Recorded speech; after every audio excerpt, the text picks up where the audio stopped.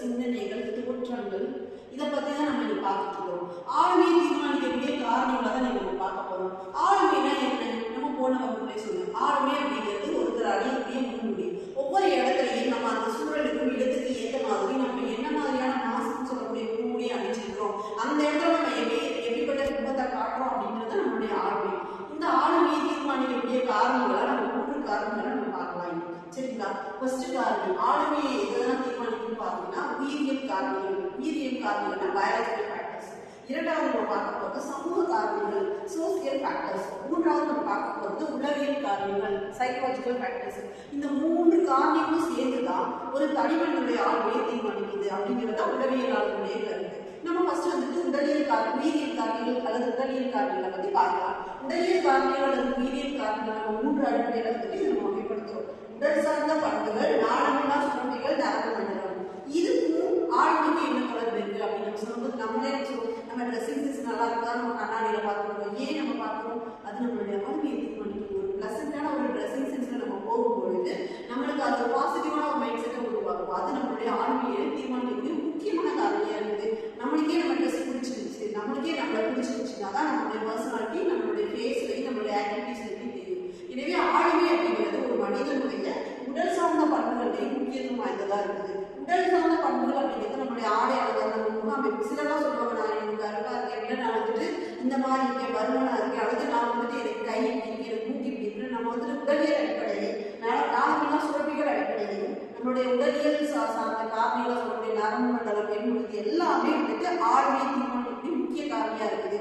உளவியல் அடிப்படையில் இது எப்படிங்க அப்படின்னு பார்த்தீங்கன்னா, நம்ம வந்துட்டு மனநிலையில வந்துட்டு சந்தோஷமா இருக்கும்பொழுது நம்முடைய நரம்பு மண்டலம், நாளமில்லா சுரப்பிகளும் சிறப்பாக செயல்படும். நம்ம மகிழ்ச்சியா இருக்கும்போது அது சிறப்பாக செயல்படும் போது நம்மளுடைய மைண்ட் செட் உடல் அடிப்படையாக வச்சுதான் நம்மளுடைய மனநிலை, மன எழுச்சி ரெண்டுமே அது தொடர்புடையதான். அப்படி ரெண்டுமே தொடர்புடையதா இருக்கும்பொழுது நம்மளுடைய ஆளுமை எப்படி சிறப்பா இருக்கும். நம்ம ஒரு இன்டர்வியூக்கோ போறோம் வச்சுக்கோங்க, நம்ம மன ரீதியா அது வந்துட்டு சந்தோஷமா இருக்கும் பொழுது நம்மளுடைய உடல் ரீதியாகவும் மன ரீதியாகவும் அது வந்துட்டு நம்மளுடைய முகத்துல வெளிப்படுத்தும். நம்மளுடைய ஆளுமையுடைய ஒரு சிறந்த ஒரு ஆளுமை பண்புடைய ஒரு மனிதனா நம்மளுக்கு தோற்றத்தை காண்பிக்கும். இதுதான் நம்ம என்னன்னு சொல்றோம், உடல் சார்ந்த பண்புகள் அப்படின்னு நம்ம சொல்றோம்.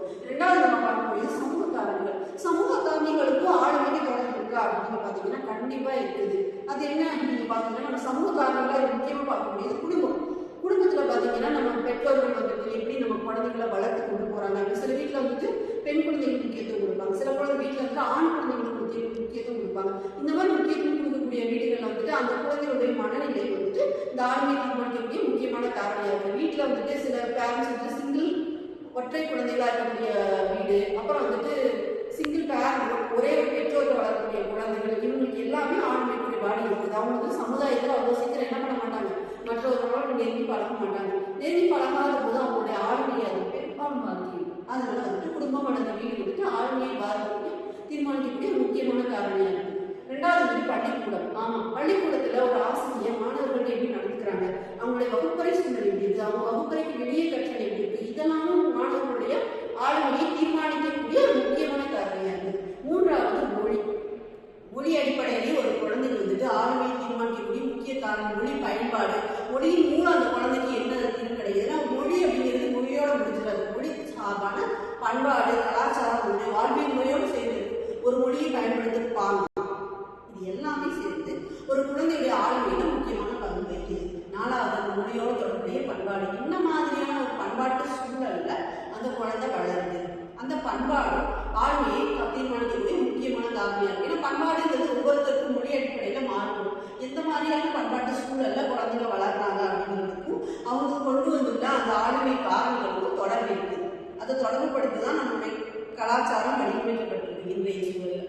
அடுத்துதான் நம்ம பார்க்க போறது உளவியல் காரணிகள். சமூக காரணிகள் நம்ம என்ன பார்த்தோம், குடும்பம், வீடு, பள்ளிக்கூடம், மொழி, பண்பாடு. இந்த 4 அடிப்படையில் ஒரு குழந்தையோட பண்பாடு தீர்மானிக்கப்படுகிறது. நாலாவது நம்ம பார்க்கக்கூடிய ஆளுமை காரணிகள் பார்த்தீங்கன்னா உளவியல் காரணிகள். உளவியல் காரணிகள் அடிப்படையில் ஒரு மனிதனுடைய ஒரு குழந்தையுடைய நுண்ணறிவு அப்படின்னு சொல்லக்கூடியது இன்டெலிஜென்ஸ் நம்ம சொல்லுவோம். ஒரு குழந்தையுடைய நுண்ணறிவு ஆளுமையை தீர்மானிக்கக்கூடிய முக்கியமான காரணியா இருக்கு. எந்த அடிப்படையில் அவன் இன்டெலிஜென்ஸா இருக்கா அப்படிங்கிறத அடிப்படையா வச்சு அந்த குழந்தையுடைய ஆளுமை தீர்மானிக்கப்படுகிறது. ரெண்டாவது ஊக்கம். அவனுக்கு ஊக்கம் இருக்கா, ஊக்கமுடைய மாணவனா இருந்தானா அது அவனுடைய ஆளுமையை பிரதிபலிக்குது. அடுத்து மனவெழுச்சி, எமோஷனல் சொல்லக்கூடிய மனவெழுச்சி வந்து அந்த குழந்தையுடைய ஆளுமையில தீர்மானிக்குது. சிலர்லாம் சீக்கிரம் கோவப்பட்டுவாங்க, கோவப்படும் போது அவங்களுடைய ஆளுமை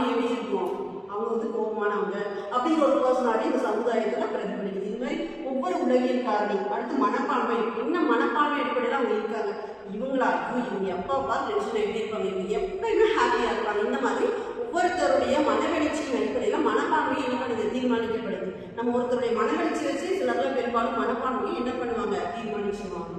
அடுத்ததா கவர்ச்சின்னு சொல்லக்கூடியது இன்ட்ரெஸ்ட். நம்ம எந்த ஃபீல்டில் இன்ட்ரெஸ்டாக இருக்கோம் அப்படிங்கிறது நம்மளுடைய ஆர்வமே தீர்மானிக்கும். இப்போ நான் எனக்கு டீச்சிங் ஃபீல்டு பிடிக்கும் அப்படின்னா நான் அதில் எந்த அளவுக்கு இன்ட்ரெஸ்ட்டாக நான் வகுப்பெடுக்கிறேன், எந்த அளவுக்கு மாணவர்களுக்கு வகுப்பறை சூழல ஆர்வத்தை ஏற்படுத்துறேங்கிறத பொறுத்து என்னுடைய ஆளுமை என்ன பண்ணும், தீர்மானிக்கப்படும். இந்த மாதிரி மாணவர்களுடைய ஆளுமையை தீர்மானிக்கிறதுல இந்த உளவியல் காரணங்களும் முக்கியமான பங்கு வகிக்குது. ஸோ இன்னைக்கு நம்ம ஆளுமையை தீர்மானிக்கக்கூடிய 3 காரணங்கள் பார்த்தோம். ஒன்று வந்துட்டு உடலியல் காரணிகள் அல்லது உயிரியல் காரணிகள், இரண்டாவது வந்துட்டு சமூக காரணிகள், மூன்றாவது வந்துட்டு உளவியல் காரணிகள். நம்ம மீதியை அடுத்த வீடியோவில் பார்க்கலாம். நன்றி.